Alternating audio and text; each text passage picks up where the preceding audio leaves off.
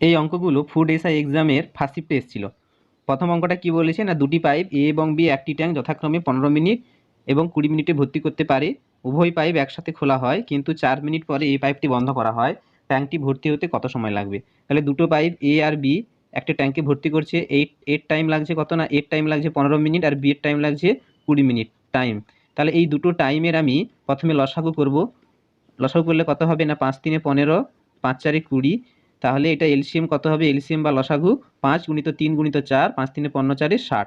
তাহলে এই 60টাই কী হবে, যেটা এলসিএম হবে বা লসাগু হবে, সেটাই হচ্ছে মোট কাজ।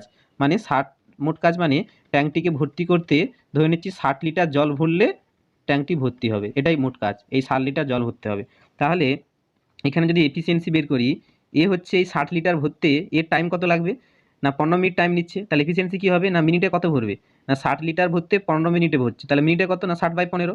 আর এস ওই 60 লিটার ভর্তি 20 মিনিট টাইম নেবে, তাহলে মিনিটে কত ভরবে না 60/20।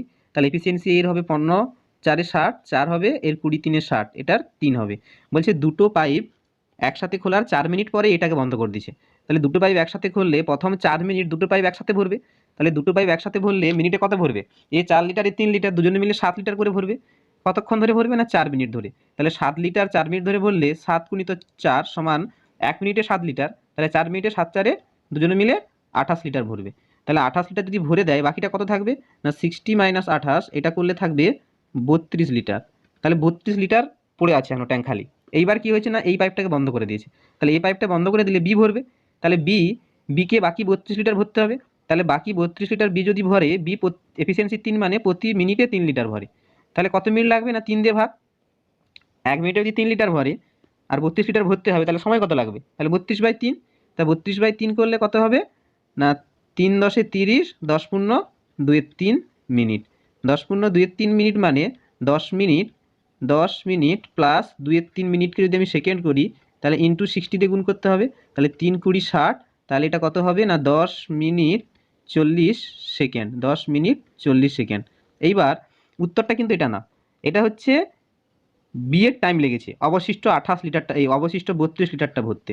কিন্তু প্রথম 4 মিনিট তার একসাথে ভরেছিল। তাহলে টোটাল টাইম কত না, 10 মিনিট 40 সেকেন্ড প্লাস 4 মিনিট। তাহলে উত্তরটা হবে 14 মিনিট 40 সেকেন্ড। 14 minute 40 second. ঠিক আছে, বোঝা গেছে? তাহলে এরপর আমরা পরের অঙ্কটা দেখব। পরের অঙ্কটা কি বলেছে, রাজু ও পরম যাত্রা শুরু করলো। রাজু 20 কিমি পার ঘন্টা বেগে উত্তর দিকে, পরম 30 কিমি পার ঘন্টা বেগে দক্ষিণ দিকে। তাহলে রাজু হচ্ছে যদি উত্তর দিকে যায়, আর পরম কোন দিকে যাচ্ছে না, এই জায়গা থেকে যাত্রা শুরু করে ধরে নিচ্ছি রাজু উত্তর দিকে যাচ্ছে আর পরম যাচ্ছে দক্ষিণ দিকে। তাহলে রাজুর উপরের দিকে বেগ কত বলেছে না, 20 কিমি পাওয়ার আওয়ার। 20 কিমি পাওয়ার আওয়ার। আর পরমের গতিবেগ বলেছে 30 কিমি পাওয়ার আওয়ার। বলছে 1 ঘন্টা পর তাদের মধ্যে দূরত্ব করতে হবে। 60 মিনিট পরে বলেছে, 60 মিনিট মানে 1 ঘন্টা। তাহলে 60 মিনিটে উপরের দিকে কত যাবে, 60 মিনিটে 20 কিমি যাবে। 60 মিনিট মানে 1 ঘন্টা। তাহলে উপরের দিকে এ যাবে, এই ডিস্টেন্সটা হবে 20 কিমি। আর এ 60 মিনিটের নিচের দিকে কতটা যাবে না, এই 60 মিনিটের নিচের দিকে যাবে কত না, 30 কিমি। আর ঘন্টায় 30 কিমি পার বেগে। তাহলে তাদের মধ্যে ডিস্টেন্সটা কত হবে, 30 আর 20 যোগ হয়ে যাবে, মানে এখানে আসবে এখানে যাবে। তাহলে উপরের দিকে 20 কিমি আর নিচের দিকে 30 কিমি, দুটো যোগ করলে কত হবে, দুটো যোগ করলে হবে 50 কিমি। তাহলে তাদের মধ্যে 60 মিনিট পরে দূরত্ব কত হবে না, 50 কিমি। এটা সহজ অঙ্ক ছিল। এর পরের অঙ্কটা দেখব। বলছে 50টা সংখ্যার গড় 28। যদি দুটো সংখ্যা যেমন 25 এবং 35 বাদ দেওয়া হয়, তাহলে অবশিষ্ট সংখ্যাগুলির গড় প্রায় কত। প্রায় মানে অ্যাপ্রক্স মানটা বের করতে বলেছে। তাহলে 50টা সংখ্যার গড় 28, তাহলে 50টা সংখ্যার সমষ্টি কত, 50 গুণিত 28। সেখান থেকে দুটো সংখ্যা বাদ, কোনটা কোনটা বাদ না, 25 আর 35। তাহলে 25 প্লাস 35 এই দুটো বাদ দিলে এটা কটা সংখ্যা থাকবে, 50 থেকে দুটো সংখ্যা বাদ। 50টা সংখ্যার সমষ্টি 50 গুণিত 28, দুটো সংখ্যা 25 আর 35 বাদ দিলে এটা 48টা সংখ্যা। তাহলে 48টা সংখ্যার সমষ্টি এটা। তাহলে গড় মানে 48 দিয়ে ভাগ। তাহলে 50 গুণিত 28 যখন করবো, 5 8 40 শূন্য, হাতে থাকে 4, 5 দুগুণে 10 4 14, 140, একটা শূন্য, 1400 মাইনাস 35 আর 25 যোগ করলে হবে 60। তাহলে এটা ডিভাইডেড বাই 48। তাহলে এটা কত হবে না, 1400 থেকে 60 বিয়োগ করলে হবে 1340। 1340/48। এবার এই ভাগটা আমাকে করতে হবে।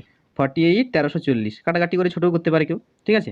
ছোটো করলে কত হবে, ছোটো করলে হবে 2 6 12, 1 2 7 14, 2 0 0। আর এটা হবে 2 24 48। আরও কাটাকাটি করলে 2 3 6, 2 35 70, আর 2 12 24। এবার আমি ভাগ করব 12, 12 আর 335, 12 আর 335। প্রথমে কত দিয়ে যাবে, 2 দিয়ে। 12 দুগুণে 24, 12 দুগুণে 24 হলে 4 9 13, এটা হচ্ছে 95 হবে। তাহলে 12 7 84, 12 7 84, তাহলে 4 একে 5 আর 8 একে 9, তাহলে দশমিক দিয়ে 0। এবার হবে, এটা 12 আছে, এটা 48 নয় 12, তাহলে 12 9, 12 9 108, 108 করলে কত হবে 2, দশমিকের জন্য 0, 12 কে 12, তাহলে এইভাবে চলতে থাকবে। তাহলে 27.91, তাহলে অ্যাপ্রক্স উত্তর কোনটা হবে না, অপশান বি 27.92, 27.92 এভারেজ। বোঝা গেছে? তাহলে পরের অঙ্কটা দেখব। পরের অঙ্কটা বলেছে বার্ষিক কত শতাংশ সুদে 4 বছরে 1000 টাকা 1400 টাকায় হবে। ঠিক আছে, 1000 টাকা থেকে 1400 টাকা মানে, তাহলে সুদ কত না, সুদ হচ্ছে 1000 টাকাটা 4 বছরে কত হচ্ছে না 1400 টাকা হচ্ছে। ঠিক আছে, তাহলে সুদ কত, এখান থেকে সুদ কত না, সুদটা হচ্ছে 400 টাকা, সুদটা 400 টাকা, 1400 মাইনাস 1000, তাহলে 400 টাকার সুদ হচ্ছে 1000 টাকা 4 বছরের সুদ। তাহলে 1000 টাকার পি আর টি বাই 100, আমরা সুদ সমান কি জানি, P into R into T by 100, এটা সমান কত টাকা না, এটা সমান হচ্ছে 400 টাকা সুদ। তাহলে এখানে পি এর মান কত না 1000 টাকার, আর এর মানটা বের করতে বলছে 4 বছরে পি আর টি বাই 100, সেটা হচ্ছে 400 টাকা।